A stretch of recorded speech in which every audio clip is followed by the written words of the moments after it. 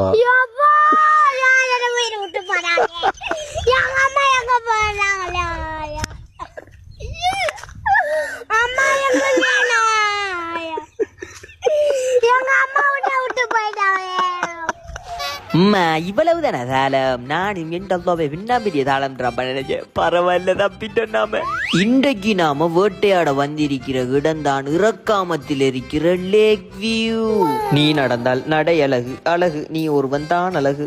நான் காட்டுற இடம் தாங்க உள்ள கிளையால் கான்ஃபரன்ஸ் கோலுங்கிற அது ஹோலா என்னன்னு தெரியாவே. இதுக்குள்ள வந்து பாத்தீங்கன்னா இப்படி பாய் விரிச்சு படுக்கிற அளவுக்கு உள்ள கிளையால் இடம் இதுக்கு வந்தீங்க மீட்டிங் உடனே ஹோலை போட்டீங்க அப்படின்னு சொல்லிச்சு. நான் வந்து கான்ஃபரன்ஸ் மீட்டிங் நீங்க நடத்தி கொள்ளேலும் இப்படி இந்த சாய்மன கதிரைக்கும் கூட குடும்பமா வந்து குதுகலிக்கிறதுக்கு இடம் இப்படி ஒரு இடம் கிடைக்க மாட்டாப்பா. தேடினாலும் கிடைக்க மாட்டா. என்ன பார்த்தேன் அப்படின்னு சொல்லிச்சேன்னா இதுக்குள்ள ஒலிச்சிக்கு இருந்துங்களாம் தெரியும். நம்ம செக்கு பாஜா அடி இதுகளுக்குள்ளானே ஒலிக்கணும், வேற வழி இல்லையடாப்பா.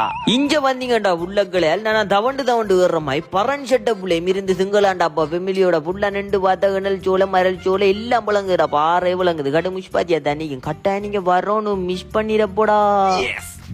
மலை குன்றின் நடுவினிலே ஒரு இளைஞன் உணவுகளை எடுத்து வரும் இயற்கையான காணொளி எங்களது சேனலில் இப்பொழுது பதியப்பட்டு கொண்டிருக்கிறது. என்னடா இது மூங்கிலுக்குள்ள இருந்து வருதுன்ற பாக்கிங்க. இதுல பேரு தான் பம்பு பிரியாணி.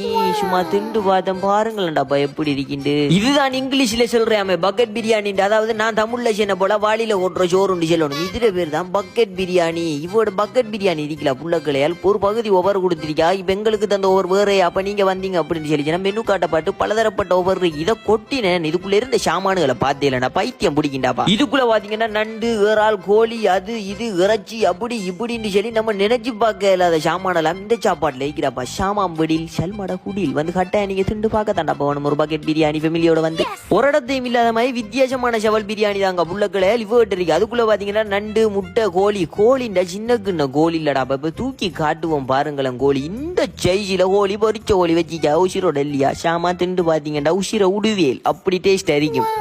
இதுல பேரு தாங்க புள்ளக்களையால் சட்டி பிரியாணிங்கிற திண்டு பாத்தீங்கன்னா சும்மா சட்டப்படியா தனிக்கும். இன்னொரு முக்கியமான குறிப்பா புள்ளக்களையால் ஷவல் பிரியாணியை வந்து இவதான் ஜெல்ல கொண்டு வந்தே அங்கிள் சென்னார்ப்பா. கடும் நல்லா தயங்கி ஷவல் பிரியாணி அங்கிள் கொண்டு வந்து ஐக்கிறப்ப இப்படிப்பட்ட நாவுக்கு ருசியான உணவுகளை இறக்காமத்தில் உள்ள லேக் வியூ ரெஸ்டாரண்ட் ஆனது வழங்கி வருகிறது. இதனுடைய லொகேஷனை இப்பொழுது நான் உங்களுக்கு சொல்ல போகிறேன், கேட்டுக்கொள்ளுங்கள். நானும் லொகேஷனை சொல்லுவோம். அது அங்கிள் போட்டாரு நம்மளுக்கு ஒரு ஹோல் உண்டு மருமான ரோபோ ஒன்று அதையும் சொல்லிருங்களாண்டாப்பா.